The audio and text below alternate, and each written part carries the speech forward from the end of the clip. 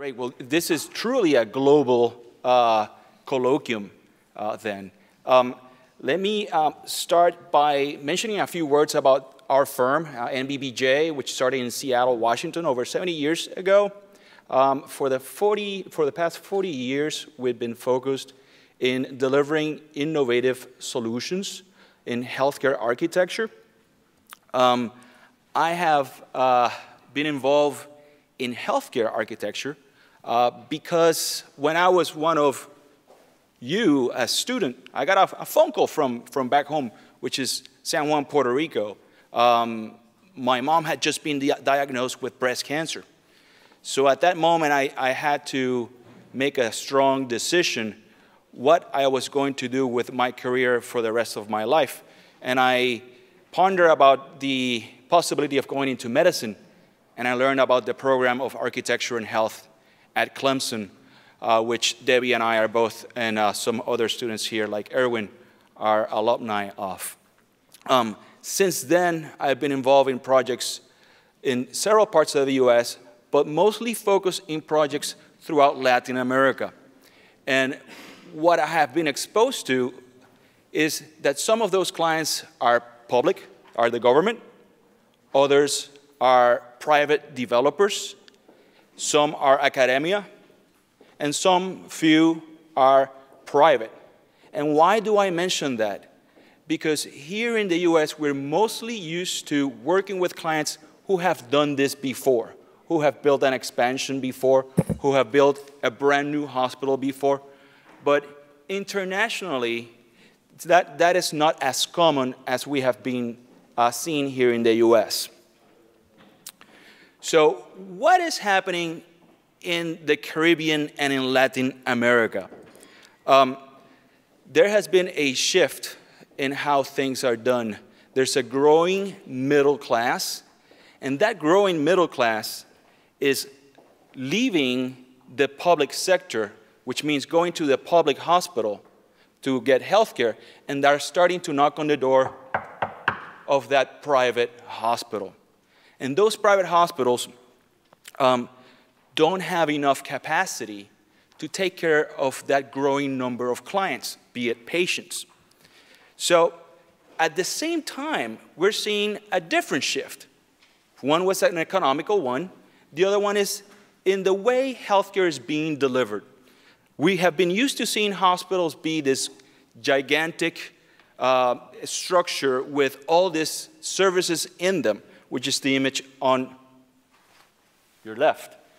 And now it's shifting into the hospitals becoming more about these critical cases, more complex cases, and the less acute, less costly procedures are being done in an ambulatory setting, which is less costly for the system, for the insurance company, and for the provider. So all these clients that we've been seeing throughout the Americas and the Caribbean have an important challenge. Many of them are first-timers at this, and they look at us, architects, as the experts. In the US, we're used to meeting with nurses, with the CNOs, with the CFOs. Everybody knows what they're doing. They have been through this path before. Our clients in South America say, I don't know, you tell me how it should be done. You're the architect. I saw that brochure you showed me. I saw that slide presentation. That's why I hire you. You tell me. You are my trusted advisor. So what do we bring and what do we share with them are several things, one of which is the FGI, the Facility Guidelines Institute guidelines for the design and construction of healthcare facilities, which is established here in the US. And other things are introducing them to groups such as the Joint Commission International, which would help advise that client on how to start that business or certify that business of healthcare. Just in case you didn't know, we are in the business of healthcare. Not many countries around the world still provide healthcare for free. So we're dealing with insurance companies, we're dealing with private hospital corporations who are doing this, some for-profit, some not for-profit. what are we seeing? In Peru, for example, I had a client which was Pacífico Seguros, an insurance company. And they were feeling the pain of having to negotiate with hospitals for the hospitals to take in their members of this insurance company. And the hospital said, well, we have a growing number of patients, we have a growing number of clients of our own health insurance. So if you want to come to our hospitals with your patients, you have to pay a premium. And what Pacífico Seguros said, well, I'm going to build my own hospital. So they called upon us, and they said, upon my firm at the time, and said, how can you help us? We need to get out into the market and produce the most amount of rooms as quickly as possible so that we don't lose that clientele to the competition.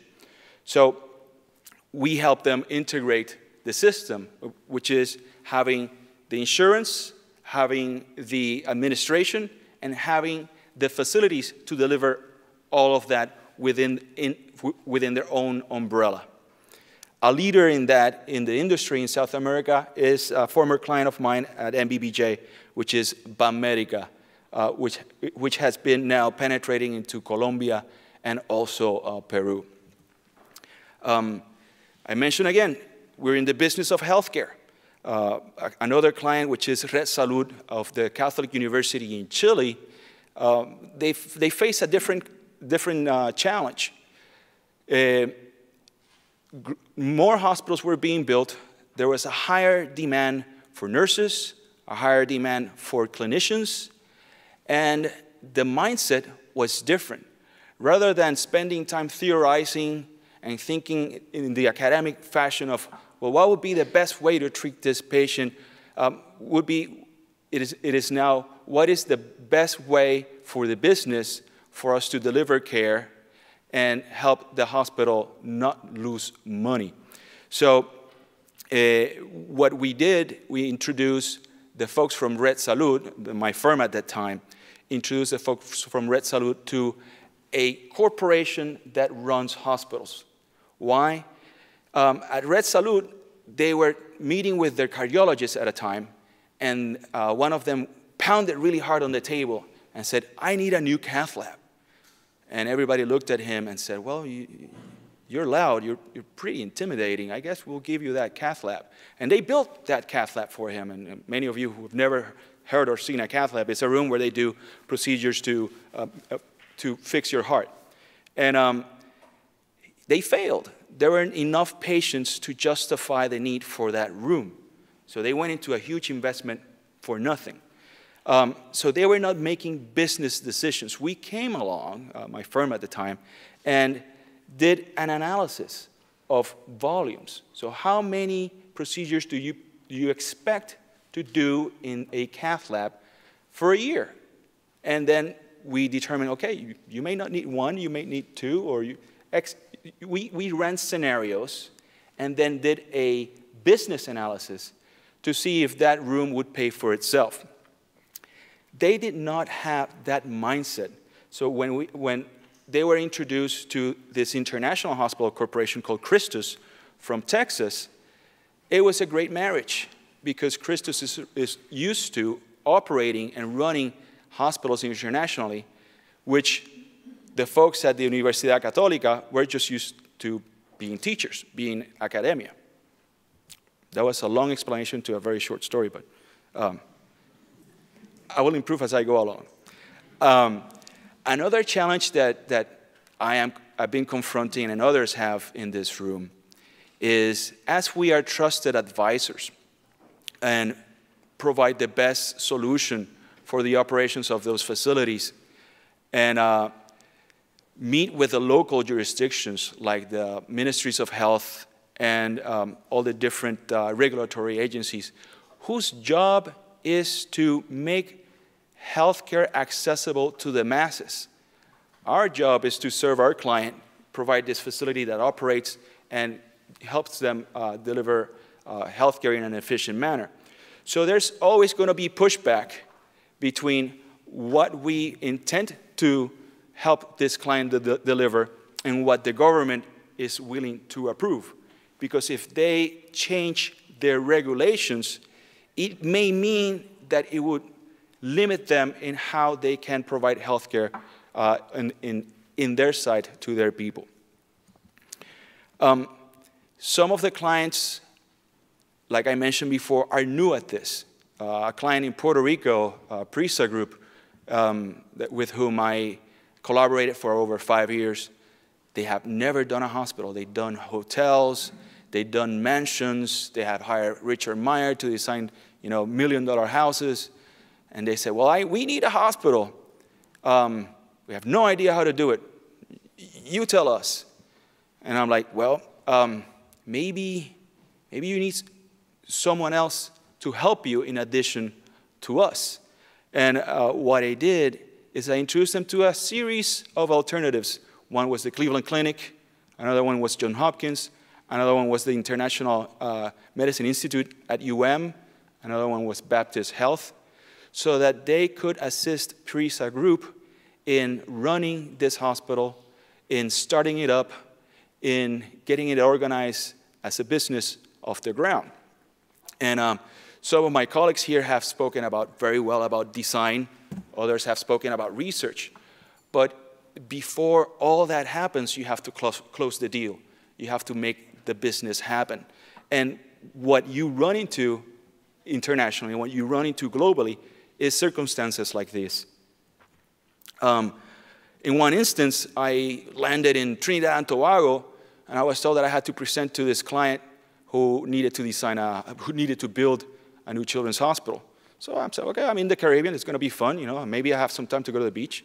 And when I got there, the client was from Shanghai.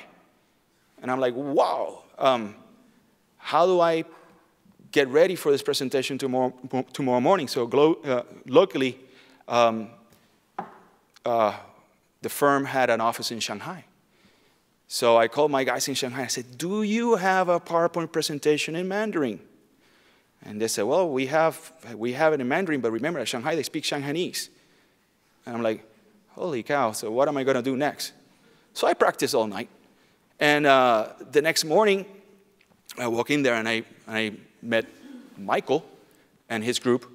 And they said, where are you from? I'm from San Juan, Puerto Rico. Like, okay, well, we're from Shanghai. Get started. So I started giving the presentation, and then the projector light bulb went out.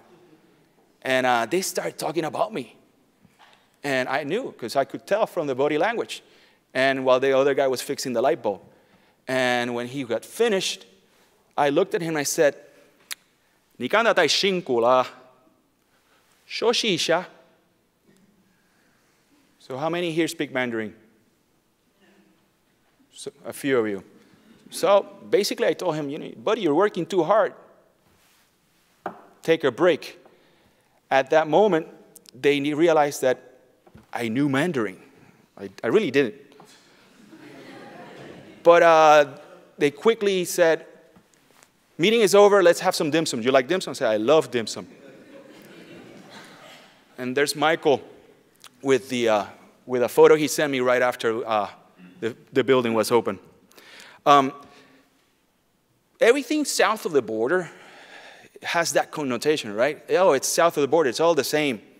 Well, Latin America and the Caribbean is not Taco Bell.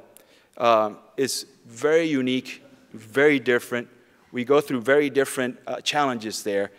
And the Caribbean, for example, has a seismic and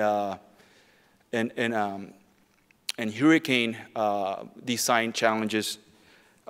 Spanish South America is very similar in terms of the cultures in some fashion if you compare it to Brazil, that is more intrinsic, and it tries to look at itself more than the other South American countries that can and are open to looking at the US. And Mexico and Central America are very common and function as an extension of the US as well in many ways. So as you do business in all of those countries, analyze carefully who you do business with. Because there are some repercussions here in the US on you, depending on who you decide to do business with and how they act and how they interface with other government officials. So later, someday, have a chance to look up FCPA and make yourself aware of what it is all about. So let's talk about some more fun stuff rather than all those other business challenges that I ran into. When we work with these clients, we're doing something different from them. It's an opportunity to create something spectacular, something innovative. So it's a change that they're not used to. How do we accomplish that? Well, at NBBJ, we call it process design, which is changing the way they do things, changing their culture, so that they can work in this new fancy and innovative building or space. And what do we do? Part of what Pat touched upon and the team from HKS did as well is, we look at the human side, we look at the physicality of it, we combine it, and we use tools at NBBJ, some of which are proprietary for design computation, so that we, as a result, get a high-performance, innovative design. And what does that mean? Well, like I mentioned before, the example of the cath lab, where we did some number crunching to determine the amount of rooms you needed. That's an exercise we do right at the beginning. We also create what's called patient personas, which is trying to understand, trying to get the design team, the users, familiar with who are we serving here, who's going to be using this building. And also we look at what Yupali discussed into the operational improvements, what's being known as leaning the operations, and getting the most out of that investment. So we are known for having an integrative, participatory approach in which it's not that the designers sign the contract, get that first initial payment right into the sunset and come back months later with a plan. We actually work together with the stakeholders, the owners, the users, the department directors, the nurses, the clinicians, as part of the design group. We go to the extent as to building scale models and go through the flows with them. We build mock-ups, like some of you have shared with us. And we do several different alternatives to match their business. And here's our very first project in Latin America, which was in 1996, which is Clínica Santa Maria, my first project in Chile, which was from Banmédica. And Banmédica is an insurance company as well. So they had several different packages. And depending on the package, you paid a certain premium, and in exchange, you would get a fancier room. So we had to design in order to maintain some of the existing rooms, which is the smallest one on your left, and provide a room for the VIPs, which is the one to your right.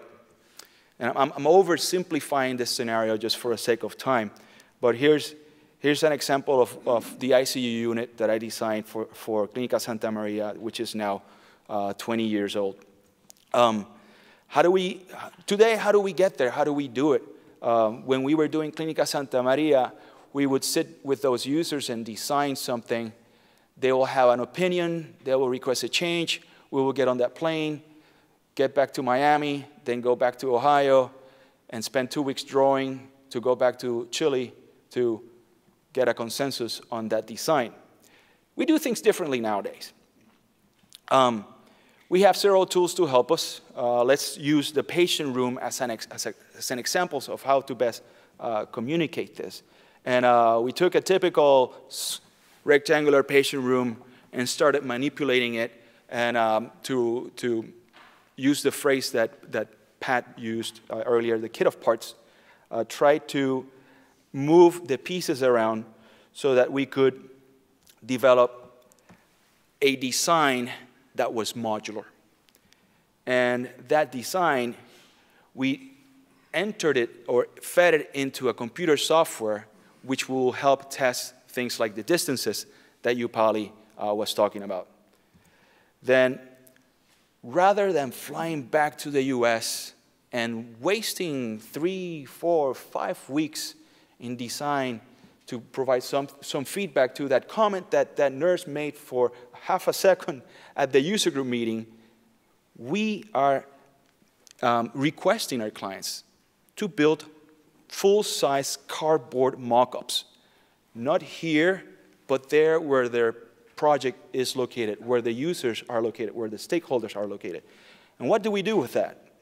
Well, have you seen how they filmed that movie, Avatar? They put sensors in some actors, and they put them inside this green room, and they moved around, and they used their motion to create these characters. Well, we're using those same sensors and placing them on the cardboard mock-up, be it in Argentina, be it in the Dominican Republic, wherever in the world it is. We build that mock-up, we put those sensors, and we connect it via camera to our BIM model.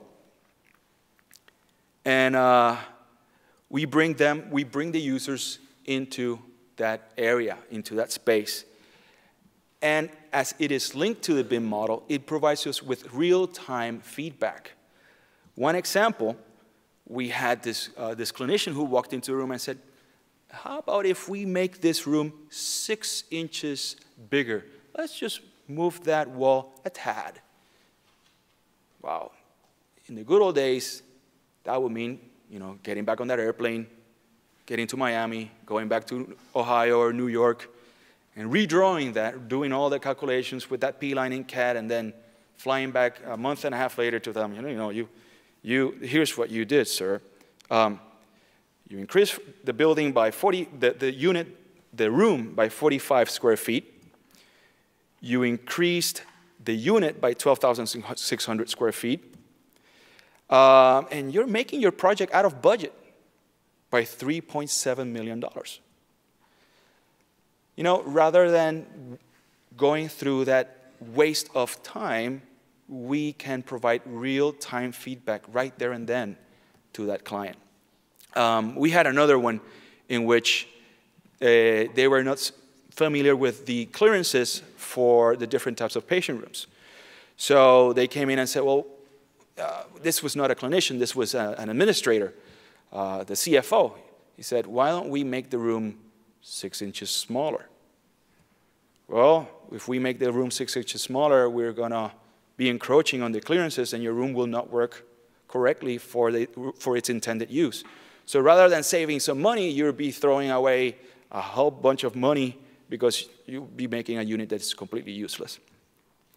So that same type of information and that mock-up we could use to integrate information about heat gain and look at ways of how to make those windows smaller or bigger, or do any window treatments to mitigate the heat gain. Another issue that we ran into with clients abroad is, well, not only we've never done this type of facility here, we need help administrating it, running it, operating it, which you're connecting us with the International Medicine Institute or Baptist or whomever, but we don't think we have the contractors in this country that have the experience to do this. This is the first hospital of this kind. So one thing that we introduced, back to what Pat said, was the kit of parts, is what I have called our pork chop approach. And some of you may be hungry by now. Just bear with me 1 second. Is if you look at this patient room designs, particularly, we thought, well, there's this piece with the head wall and the bathroom. It looks like a pork chop. There's where the term comes from. That if we repeat that, we get a room. And let's find ways of how to prefabricate that and get it to that job site in a way that can assure this client that it will be done the right way. And just imagine if you're in a place in Haiti where there's not that many construction workers experienced in doing hospitals. You could set up a warehouse either there or here and have the trained, qualified staff build that, and then it is shipped into the site and it's craned into each floor. And I'm not just talking about the patient room, I'm not just talking about the head wall. I mean all the systems throughout the building. You can prefabricate them. And then have them hoisted, installed, and it not only helps you for the quality in construction, but also let's say a year from now, 2 years from now, you need to access a panel, and you need to make a change. You'll know exactly where that valve is located, where that pipe is located, where that conduit is located. So it provides you cost savings, and it also reduces the time that it takes to build it. So how does all of this look like? I mean, prefabricated, expedited, innovative. Looks pretty good. It's inviting. It's interactive. It provides connectivity between the users and the patients. It's comforting. It's healing. Thank you.